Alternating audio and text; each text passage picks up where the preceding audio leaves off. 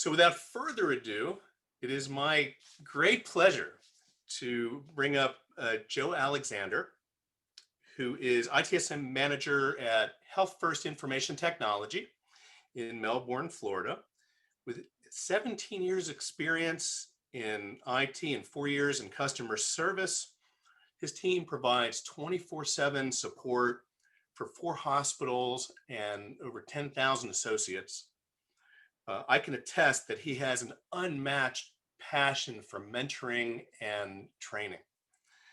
And Joe and his team are all HDI certified, and he has delivered many compelling presentations for our chapter regarding the value and benefits of HDI training and certification. Joe's certifications include HDI Customer Support Manager, ITIL version 4. He is also a green belt in Six Sigma Lean processes. He currently is pursuing his PhD in business administration at the Florida Institute of Technology.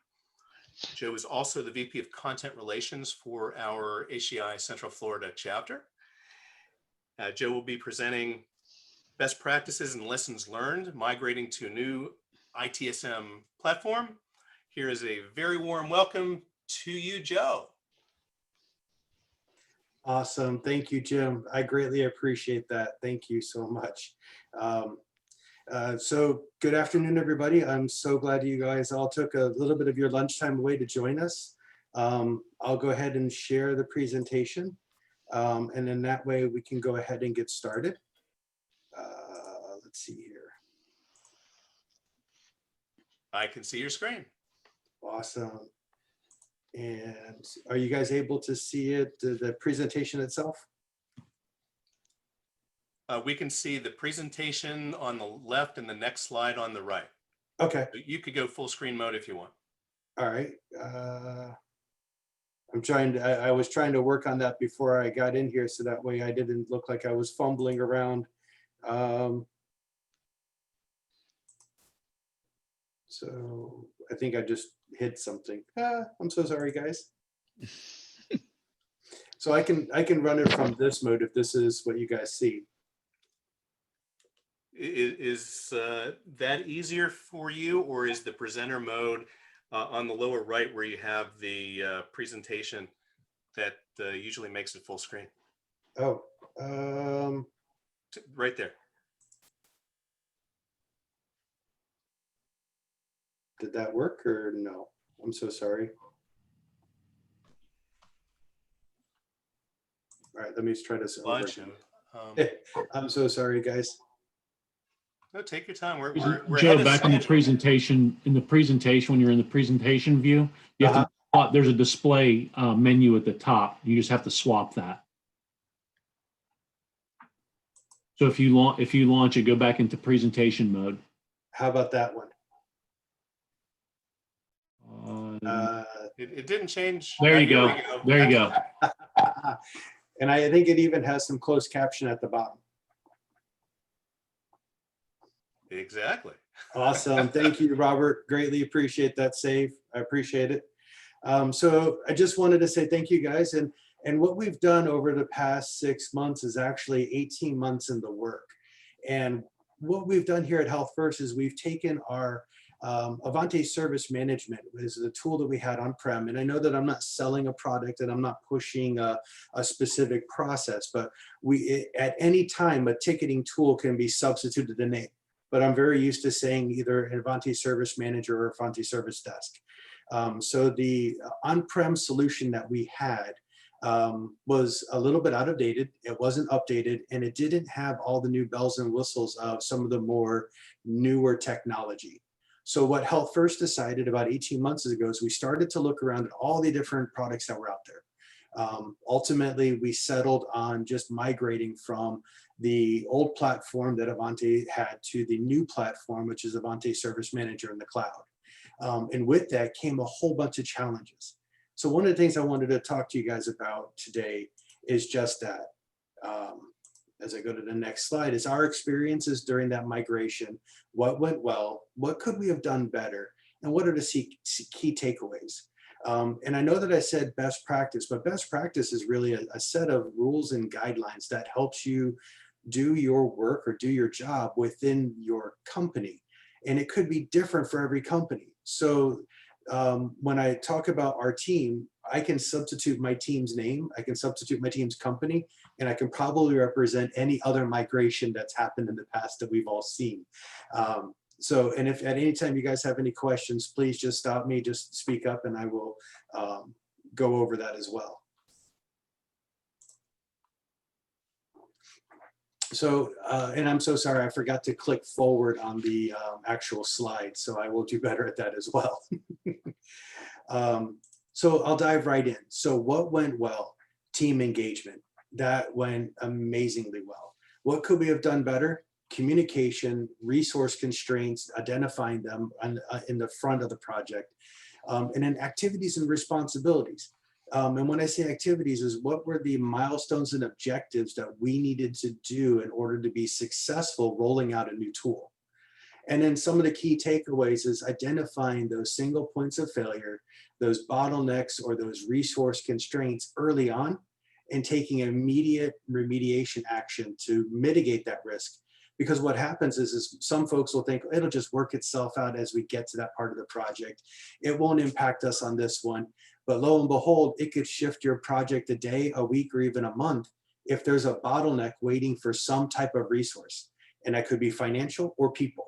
So putting a plan early on to understand how we might mitigate those risks, even if they're not identified, just a plan to how to mitigate them, I think is super important as a takeaway.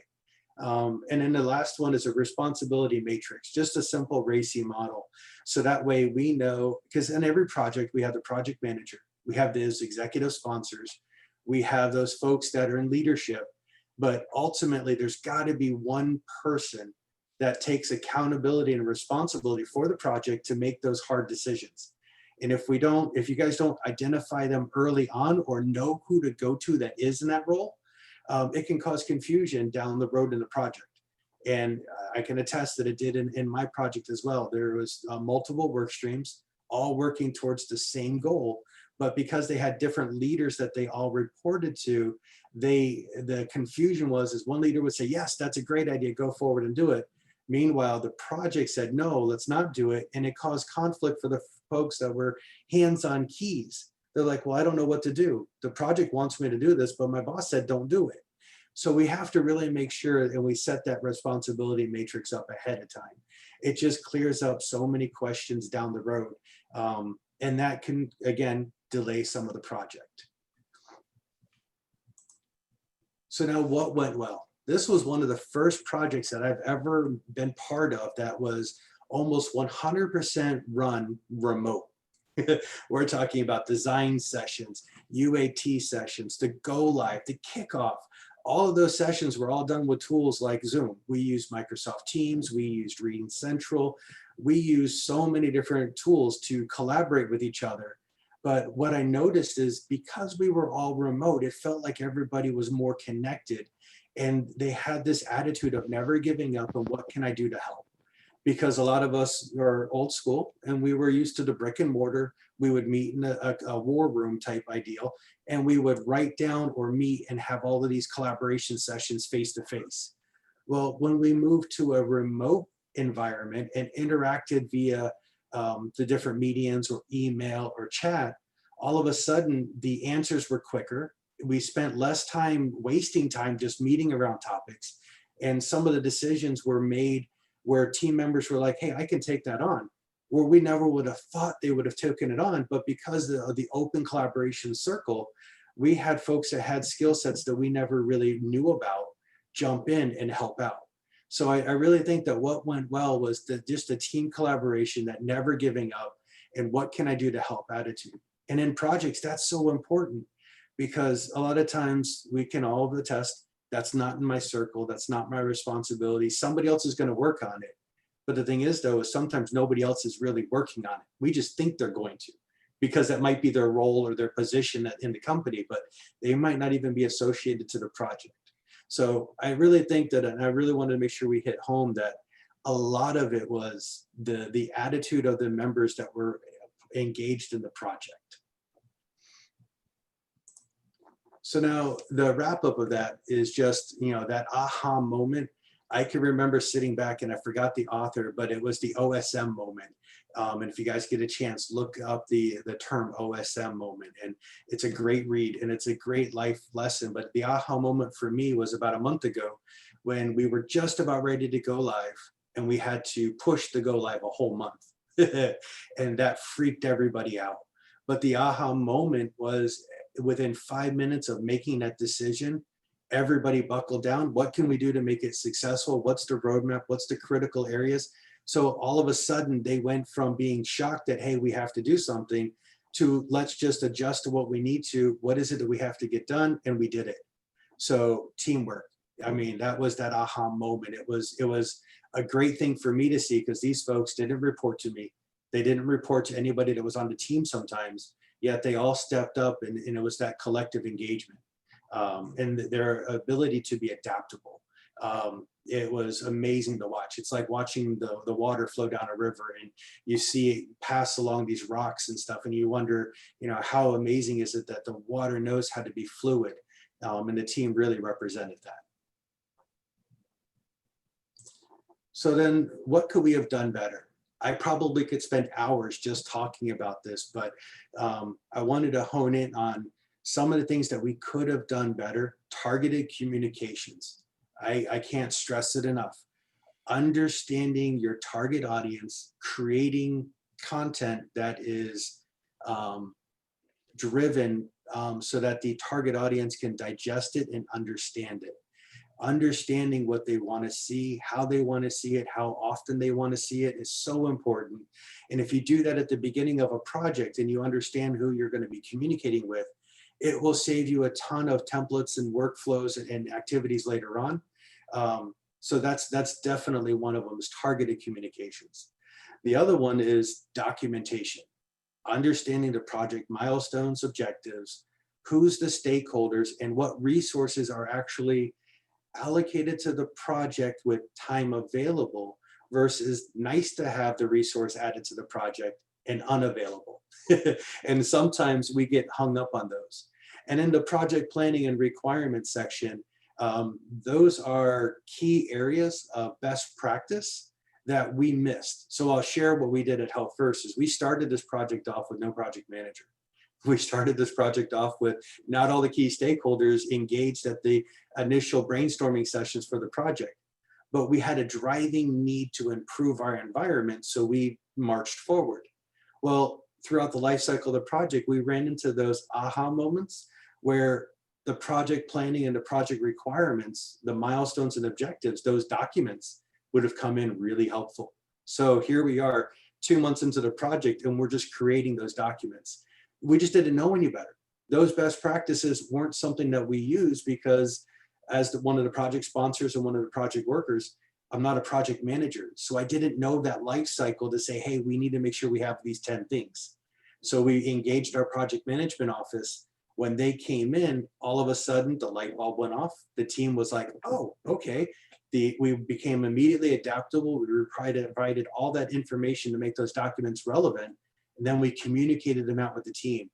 If we'd have had that 2 months into the project or beginning of the project instead of later on, it would have solved so many issues and stuff. So again, thinking of what we could have done better is definitely targeting the communication and really understanding the role of a project and what's the best practice on how to run a project. And a lot of times we may be faced with running a project and we're not project managers. So when we put those hats on, we really have to look at it. So this is a funny thing. So what it looked like and felt like when we did the project, how the customer explained it. Yep, we want a 3-tiered seat. Well, how the project manager understood it. Well, when we got them in, it's like, okay, well, the seat's in front of the tree. And as you go all the way across, how the engineers designed it, well, they thought it would be best to hold up the tree by additional branches. I love that one. Had the technician built it, they built it by the letter of what they were told to do. They don't interpret it. They don't say, oh, they meant this. They literally build it exactly like they're asked. But then again, from the customer's perspective, they just wanted a tire hung up on the tree, very simple. But because the information passing from one person to the next, or from the one person to the collective project, wasn't captured and documented and communicated back out, we fell into the tire swing trap. So I absolutely love this graphic, because it hits home. What they ask for is, oftentimes what's not delivered, and then we spend hours reworking it. And that's one of the lessons that we learned, is what we're feeling right now is, as designed, the tool is working, but the folks using the tool say it's broken because it's not working to the way that they had asked for it to work. So now we're juggling that conversation back and forth with those folks to say, hey, we needed to adjust, we need to be adaptable, we need to rethink how these workflows were, because when one group asked for it, it really wasn't in the light of how the customer wanted it. So we're spending time doing that. So it's a good way of thinking about how projects can go off course. And it's a good way to reel back and go to the project team and say, are we doing what the customer really asked us to do? Are the technicians really building what the customer's design work is? So it's going back and reviewing that information. And if it's not documented, then you're just trying to remember what a meeting was like. Oh, that's not good. That's not good at all. So just being straightforward with you guys, just to open up that communication channel with your project team. And even if you're a worker assigned to it, a resource assigned to a project, raise your hand, raise the red flag and say, is this really what the customer is wanting? And are the technicians really building it? And is it understood that this is what it's going to look like as the milestone or deliverable? And it doesn't take much to ask, but sometimes we feel like it's not our place. Sometimes we feel like it's not our role. I absolutely want to say that it's everybody's role to ask those questions, no matter what level of the project that you're working on. Because if you feel any of that doubt, you feel any of that confusion, I almost guarantee you the folks to your left and right are feeling that same confusion.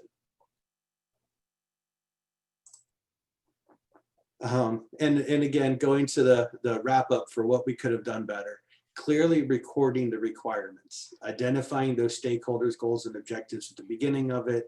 And then if there is a change to any of those areas, doesn't matter if it's an additional stakeholder, a change in where the goal is going, an objective, or a slip of a milestone, it needs to be documented and it needs to be re-communicated. Just because we documented it in the project plan doesn't mean that everybody's reading the project plan. So we've got to make sure that we take the time and go out and do that. So, and again, I'm only speaking from what I know, because when I was on the project and a milestone slipped, we updated it in the project plan. We thought we were golden. But then 2 days or 3 days later, I can really remember folks coming to me saying, hey, I didn't know that date slipped. How come and why? And I'm like, well, it's in the project plan. And they're like, project plan what? Project plan where? Even though they belong to the project, they just, their day-to-day lives don't bring them to those documents sometimes. So we've got to clearly articulate them. So I love this caption to the right. The manager comes in and says, hey, paint my office blue. Contractor goes, okay. Manager goes, hey, wait a minute. I don't like that. You painted not only my walls, but my ceiling. And I can totally relate to the contractor. He's like, you might just be lucky I didn't paint the carpet blue too. Because that's what happens. That goes back to the tire swing. It goes back to what somebody asks for. Hey, paint my office blue doesn't really give detail enough to say, just paint the walls, don't paint the ceiling, the door, the desk, or the floor. So assumptions can come back and bite us. And again, if I'm going too fast or if I'm going too much, you guys can absolutely tell me to move along. So some of the key takeaways. The key takeaways, and I've mentioned this as I've gone through it, documentation, communication paths, that responsibility matrix, and understanding the single points of failures.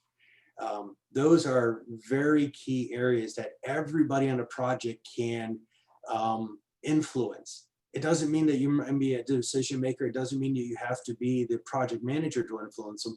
You can just ask, hey, do we have any single points of failure on this project? What are the risks? So when I explain some of these down below, it's, the project management lifecycle or a lean process documentation. I recommend that every project follows some framework, some type of project, because if it doesn't, then it's the wild, wild west. and I'm just looking at the screen here, and Rob, when you run a project, you might follow a lean process. Well, James, and it's great to see you, my friend, you might follow a project management process, but then Sue, you might follow something that's COVID related or another framework related. So understanding which framework that we're going to use or combination of frameworks at the beginning of a project can help level set what's the expected documentation, what does it look like, what is the requirements of this project. And then again, meet with your stakeholders early on to define how they want to be communicated with. Somebody once came to me and said that just because you sent an email to me doesn't mean you communicated with me. And it really rocked me on my heels. And I'm like, well, I sent you an email. It's got all the information in it, but they didn't digest the email. It wasn't in a form that they could break down on their own and understand. Some folks like graphs, some folks like pictures, some folks like bullets. Some folks like a phone call versus an email or something like that. So multiple communication paths and multiple mediums are really important to understand. So that way, if you send something out, and if I send something out to the project, I can target that audience so that it's beneficial to them. And then the last two are they kind of hone back in on the documentation. Really define who's responsible to do what for each milestone and objective. It's really easy to say, hey, we've got these 10 things to do. And then the whole group look at me going, okay, how are you going to do it? So really identifying, okay, this person is going to do this work. That person is going to do that work. This group might do this work. So it might not be an individual, it might be a collective. But really identifying those early on, so that way as the project sponsor or a team member, you might have a dependency on their work. And if that work is being delayed, you need to know who to go to or which team to go to say, hey, do you need any help with that portion of your project? I might have some free time. Let's work together. So that way, when you receive that next step, you can then complete your stuff. So it's a good takeaway to look at that. So this one here is some of the imagery that I like for the key takeaways is, you know, the number of communication paths between 4 people is 6, but if you have 18 members, there could be 28 different communication paths. So just because we sent the communication out to one person doesn't always mean they're going to share it to the person to the left and to the right. So it can really get complicated and convoluted, but if you just identify some of the basics early on, it'll save so much trouble. And I love the Abbott, or I think it's the Abbott and Costello. So I do remember watching this skit so many times, but it's the who's on first. Understanding the roles and responsibilities of the members of a project is so important because, and you guys can read it, if you ask who's doing what, and the person next to you goes, no, what's not doing it, somebody else is doing it, it can get so confusing. So I absolutely love that imagery. Teamwork, absolutely. It's a great wrap up. Understanding the teamwork in a project and watching and influencing on how they work together has got to be one of the highlights of my career. I absolutely love doing that and working with folks. I roll up my sleeves and I get in there with them. And some of my team members on, they can attest that they want me to get out of that role. But I still try to help out as much as I can. And then project management teamwork. It's really golden when you have a project manager who can orchestrate all the moving parts in a project. That's their skill set. We have functional managers, we have functional associates, we have line level folks. But when you have somebody that's got that skill set that can look at a objective, what type of project it is, whether it's small or large, it doesn't matter. And they can see in their mind all the moving parts and how they come together. That's that project management magic that comes to play with that office. And almost every group that I know of, every company that I know of has some type of a project management component. I highly recommend that if your projects do not have a project manager, that you ask the executive sponsors or your leadership to say, hey, can we at least bring in a consultant, or can we consult our PM team to make sure that we're running this project correctly? There's no harm in that. And matter of fact, you'll find that a lot of PMs will dedicate some of their time. They'll carve it out just to meet with you guys, just to make sure that your individual projects that may not be project management led are done within that framework. So just a little bit of advice there to always ask those questions. So in summary, and I don't know if I breezed through part of this too quickly or not, but it's keep calm and go live. There is nothing better than coming up to the end of a project and saying, nope, we've got to slip the date, we're not ready. Okay, that's a crushing blow.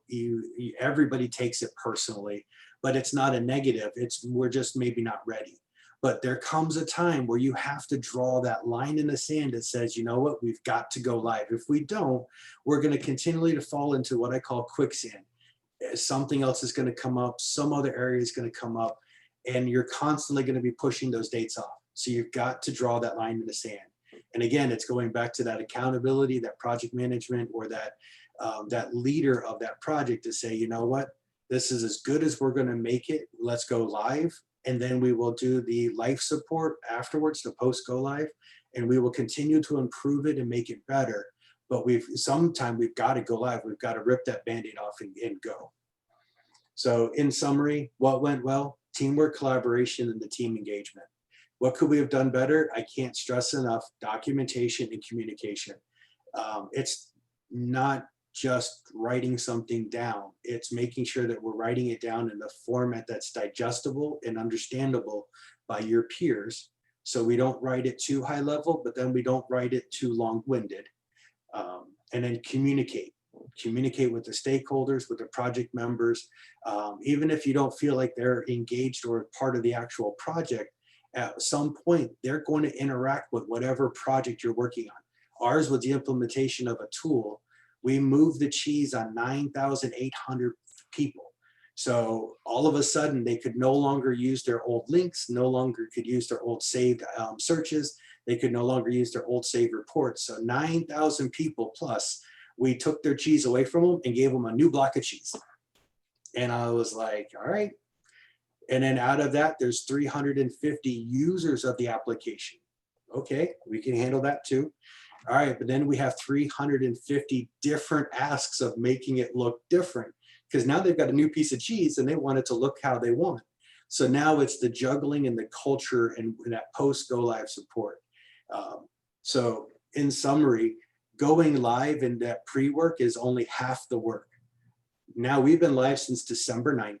And over the past month and a half, I've seen my team step up and go outside their comfort zone, learning a new tool for one, but then learning new processes, learning how to engage the customer to get new resources and requirements from them, getting new design requirements from them.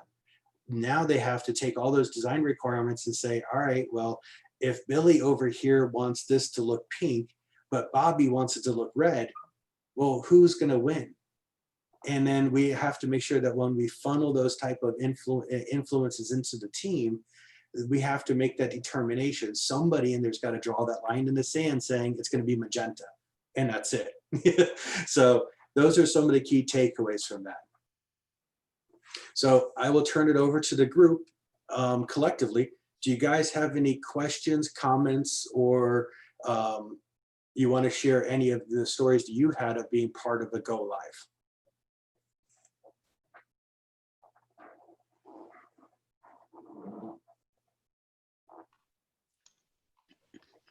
Hey, Joe, this is James. Hey, James. Hey, where did you get that treat example? Because I have that on my wall. Well, I had that on my wall in my office. Oh, did you? Yeah. I love it. Wait a minute, where that look familiar? And it is poignant that is exactly what goes on in a project, coming from when you initially say, hey, we want to do this. And by the time that project finishes, if you haven't done all the documentation, haven't met with your stakeholders like well, you end up with exactly what you have in the end. Well, it turned out like this, but you got this version of it, you got this, you got that. And it really never looks like what probably was the original intent, which was, of course, just being a swing with a tire. Yeah. But yeah, that's a great point on it. And I don't know how many projects I've been on where I've encountered those type of similar situations with the customers and stakeholders that are involved in it. So great example. And it brings to home a lot of stuff about projects. And I'm just saying, wait a minute, Joe, were you sitting on my next presentation that I'm about to do? Because it encapsulates a lot of the information that you put out when concerning about projects. Oh, awesome. Good job. Excellent. Thank you. And I can't wait. So for those of you on the call now, when James does his presentation, I believe in March, I hope everybody attends and we share it with friends to attend, because he's an excellent speaker and an excellent wealth of resource, a wealth of knowledge for project management.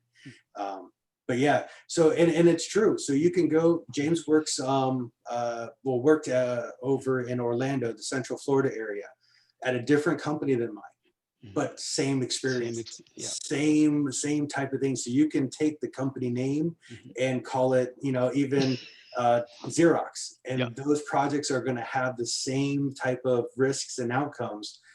But we can stop the cycle by just educating, like folks like on this call, the ones that are the workers of those, or even the executives that are going to be on those projects.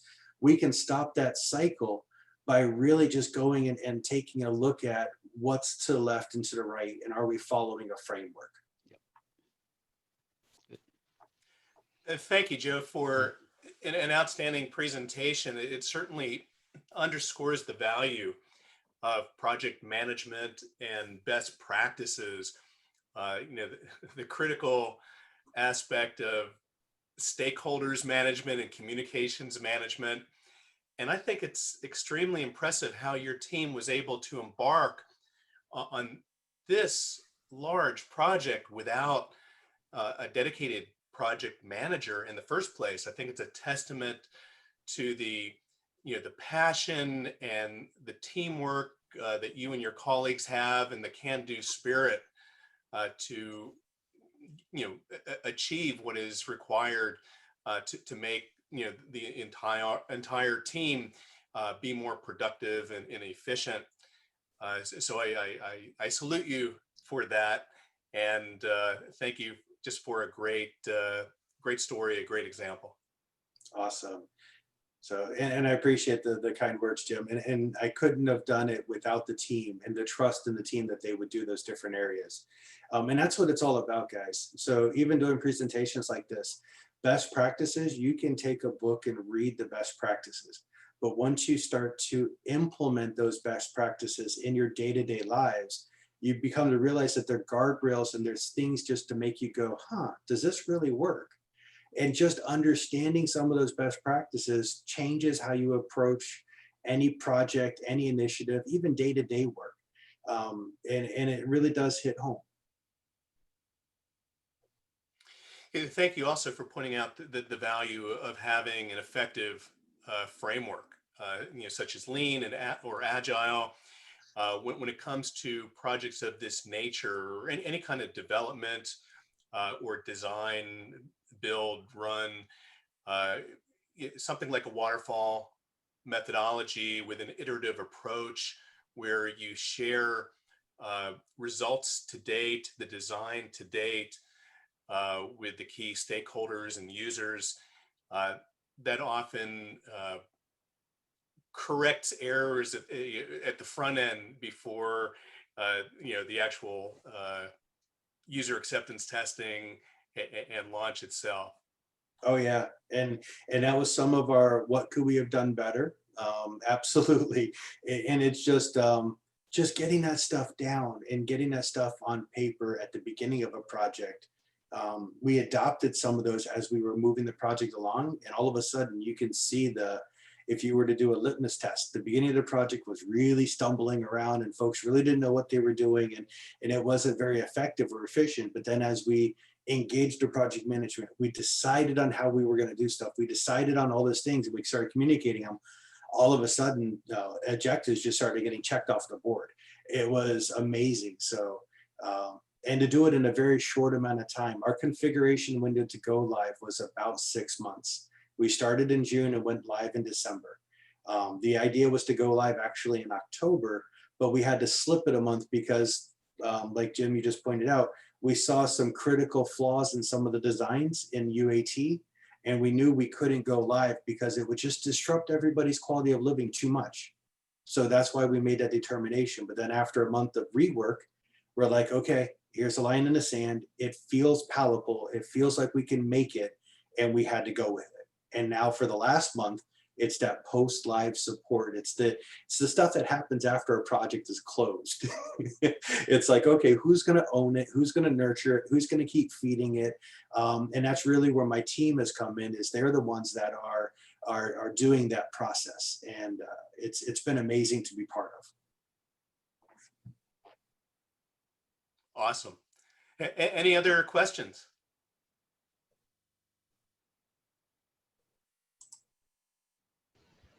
No, Right. but I think the presentation was very nice. Oh, thank you, Miss Honey. You're welcome.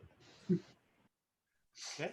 Well, thank you again, Joe. I greatly appreciate this valuable presentation, and it is the perfect segue to James's presentation in March. Awesome. And I do remember, so Miss Honey, congratulations on your finishing your degree and starting working on your master's. So again, as folks you might know, and the folks that know me, I am a big proponent of continuing your education, whether it's to support a hobby or to support your day-to-day work. So my hat is off to you, ma'am. Keep it up. Thank you. Congratulations again. And is that a guitar? Because if you can play the guitar, I'm done. I just start bowing. Because No, I actually play the clarinet. I'm trying to learn how to play the cello, but that's my daughter's bass guitar. I bought her for her graduation, and then she has an actual bass. No way. Yeah, It's a different language. It's beautiful. It's she's a double bass, music. Oh, that's so awesome. Talented. and she will at any time go and translate music from like treble clef to bass, and she'll translate it for the cello for me, so I can play on the cello while she plays it on the bass. Right. And she sings, and she Right. writes plays and stuff. She's very talented. She drew that picture with her on the side right there. Aw, That's some very Five Nights at talented. Freddy's. Love it. It's the zombie teddy rabbit. Yeah, that's supposed to be I think the one called Bonnie, and then she drew this other one over here, just like a butterfly. Oh, super Sure. talented. Yeah, does Absolutely. poems too. So that one's, she's a little go-getter. I told her just keep at it and she'll be fine. But she's a very nervous type like person. Oh, I'm sorry. She wants me to show you her moon. Give me a second. See her moon and Oh, tree. yeah. Oh, yeah. Yeah. There's a matching one, but she gave it to her teacher. It's a sun with a day sky. Oh, wow. Very And nice. that one's supposed to be a night sky with like the ribbon going by. So I thought it was cool. That is cool. Okay. I'm going to go ahead and share my screen. I'm going to try to share my screen. Joe, are you able to? Oh. Am I is there a still- control that's preventing me from showing my screen? No, you should be able to hit share screen at the bottom. I stopped sharing. Here we are. Okay, we're good. Okay, let's do that. Okay, coming up right now is a great opportunity. I like to present our HDI award for the best service and support analyst of 2020. I'd like to say that and thank you everyone for your nominations. I must say that it was a privilege and a sincere pleasure to interview the award winner for this year, to get to know them at a deeper level, and certainly to come away with a strong sense that this person has a strong commitment to excellence, optimizing customer support, to selflessly helping and mentoring each of her colleagues, and it really sets an outstanding example for the entire team. So what I'm going to do is announce our award winner And I'm going to first bring up her supervisor who nominated her to share a few words of the inspiration to nominate the award winner. And then we'll actually have the award winner say a few words as well. So our 2020 HDI Best Service and Support Analyst Award winner is Honey Cole Wilson of Lockheed Martin Corporation. Yay. Congratulations, Honey. Congratulations, Miss Honey. Congratulations, honey. Let me say, And I'd like to bring up Sue Giliberti to say a few words. Sure. Well, thank you, Jim. First of all, I'm going to start off by just giving you a little bit of an overview of what the Lockheed Martin Service Desk does. Lockheed has about 110 employees across the globe. We have a global service desk, and we take about 30,000 calls a month and about 25,000 chats a month. And we have 4 different locations in the US. It's in Aguadilla, Puerto Rico, Denver, Colorado, virtual folks in Fort Worth, Texas, and of course here in Orlando, Florida. And internationally, we have a service desk in the UK, Poland, and Australia. So we're pretty diverse. We take calls on everything: operating systems, hardware, software, VPN, the iPhones, Microsoft products, Outlook 365 is one of our main call drivers. And our clients call us, which our clients could be employees, contractors, business partners, external customers. And so they call us for troubleshooting of their, IT issues. And of course, a big part of that is that excellent customer service that we want to provide to them. So Honey does work the 3rd shift, and she takes calls and chats simultaneously. So she's on a call while she's also working on her laptop on a chat through IM. So she does them simultaneously because 3rd shift, the call volume's not quite as heavy along with the chat volume. So we have them do both at the same time. Along with that, she also assists our international team members when they need help, because our international team members can't do a lot of the things that we can do with the US password resets, and certain things they can't do because they're international. So she works along with them. She gives a customer that excellent customer service, and her customer sat survey results are always close to 100%. And all the leadership at Lockheed really appreciates all that Honey does for our service desk, And along with her working the 3rd shift, she's also currently working on her college degree, along with being a single parent of 4 children. So she's got a lot on her plate, and she's just doing a great job with everything. So thank you, Honey, for all you do for us at the service desk, and congratulations on winning the award. I'm really proud of you. I'm ecstatic. You just don't know. Ice cream today. Yes. Yay. Treat yourself. I'm going to Kilwin's downtown Winter Park for my if they have it, I'm gonna get some pumpkin pie and some New Orleans praline if they got it. Whew, I'm so excited. Oh my god, let my kids know. They're gonna be so happy. Congratulations. That's awesome. Yeah, congratulations. It's awesome. Congratulations. I feel like I didn't dress up enough now. Oh gosh. You're fine. You're fine. Now you will receive a trophy that Sue will be providing to you, along with a framed certificate of achievement that looks just like the one I had on the PowerPoint slide, as well as a letter from the president of HDI. So that you should be receiving that any day now. And I will get it to you, Honey. Yes, once again, congratulations. Thank you. Very well deserved, and a great way to start off 2021. Yay. Yes, on a Yes. positive note. Yes. Thank you, Honey. Congratulations. We're really proud of you. Great. All right. So thank you, everybody, for joining us for a January event. Have a wonderful start to the new year.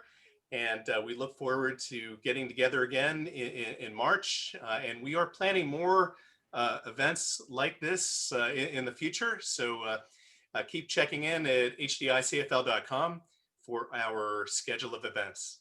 Thank you so much and have a great day. Thank you, everyone. Thank you, Have a great everyone. day. Bye-bye. Bye-bye. Congratulations, Ms. Honey. Thank you. You're welcome. Have a good day. You too. Guys, Get some rest too. before your shift too. Yes, know, right? poor thing. Take care. Bye. Bye-bye.